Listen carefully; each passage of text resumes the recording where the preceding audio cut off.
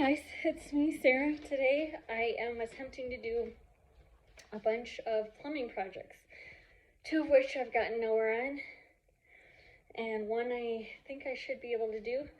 It's the toilet. Anyway, the first plumbing project is a leaky faucet, and I think I know how to fix it, but I just got the wrong parts, of course. And then this toilet project, I'm going to get a wrench for, but basically it has been leaking water when it fills the tank.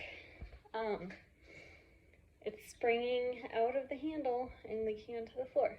So actually toilet repair is fairly straightforward. Usually the innards contain two separate little systems that you can just buy, and you replace the whole thing, so you don't really need to know exactly what's wrong with each part, but just switch either the flapper that seals it or the part that fills the water up. So I'm going to attempt to fix it and walk you through the steps. Luckily, you can buy the parts and they usually come with directions. I know it's been a while since I've done a video, but it's been several months of quarantining and I haven't had really a day to myself in 4 or 5 months. So I'm back on track. I've traded in my flannel for this nice, what's it called? Advocacy Wyoming shirt, as you can see. And I'm feeling a little bit weird because my wife's working in the bedroom next door and she's under quarantine, of course. But I want to fix this toilet and I don't want her to think I'm talking to myself, but I really am.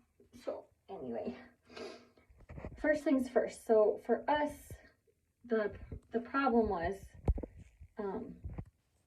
like I said, it was leaking out of that handle there, and just enough to be like, where's this water spraying me from, but not really enough to be on the floor. So what I did is I went to Lowe's and I got this. So it's kind of a universal part. This is the part we're going to be replacing. So the nice thing is, comes with directions. Of course, they're not always exact, but my favorite part is right here. It's like drain. First, you want to turn off the water, which there's a little valve at the bottom, which you should know, and then you just flush it a few times until all the water in the tank is gone.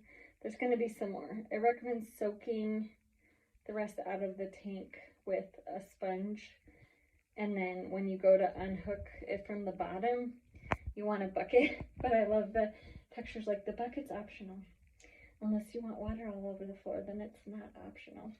So first things first, I'm going to turn the camera around so you can see what I'm doing. But so what you want to do is, first of all, turn off the water here. Then you're going to unscrew this, lefty loosey, righty tighty. But then up underneath, and if I was smarter, I know how to get a light in there, is a plastic nut. And of course, I can't get it undone, so I'm going to work on that for a while. I'm going to try a vice grip because some brainiac put this toilet in, and then we have this nice shelf here. But as you can see, you can't move the shelf unless you take the toilet off. So I'm going to attempt to do this, keeping the shelf in place. This should not be so difficult.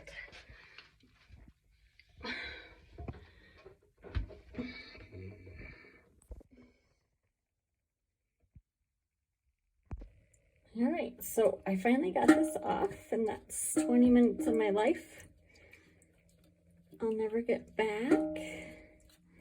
I did cry a few real tears. And also, the bucket is not optional unless you have a wife to clean up after your mess. Then I suppose it is. Okay. Hopefully you guys can see this, but wish my phone showed a light. Okay, I got a little headlamp here, which I can't coordinate myself with, but anyway, we have to take that tube off. I think it just wiggles, yep, wiggles right out, and then if luck will have it, yes, this pulls out. Now you'll notice this isn't exactly the same as the new one, which is right here, but they should serve the same purpose. So the big thing is the bottom of it twists to raise or lower it however big you want it to be. And you can see on the picture there, you twist it, put it in the hole, put this little tube back in, and we should be good to go. Okay, so if I had any coordination at all, sorry, I would be able to show you guys this. But anyway, I lengthened it, I put this in the hole. That's pretty much all you need to do. You put this tube back in there. Apparently, this little blue thing and that top of that should be about the same. And then I'm just gonna screw it back in the bottom. Okay, so this is your new one. It should come with a new one of these that you twist on there because you destroyed the one you took off because it wouldn't come off and you stripped it. So you just push this on here and twist back on.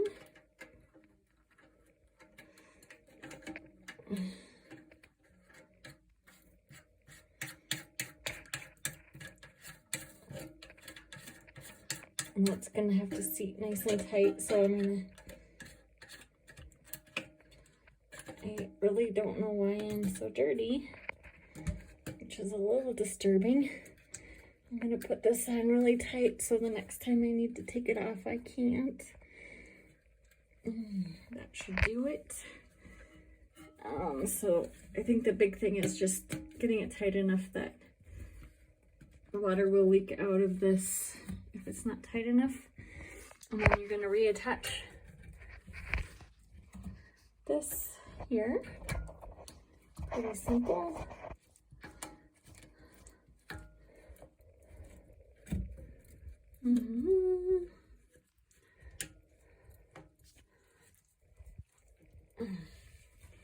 Okay, I'm gonna just make sure everything's tight. Okay, so then to test your system, turn this back on. Wait with bated breath. My wife wants to know what I'm doing with her cussing. I think that comes with the territory. So just wait for that to fill up. There's a couple little adjustments we can make if we have to, but I just want to see what it's going to do now. Well, lo and behold, I think I fixed it. So it says that the tank should fill up about 1/2 inch below the overfill pipe. Mine's like 1 inch or 2. I don't know. We'll see if it flushes well. I think that's where you can adjust that, but you know, I think this one is a really big tank that we probably don't need that much water. Anyway, pretty simple once you get that nut loose. And once again, we fixed something, so I'm gonna go ahead and try to fix the faucet next.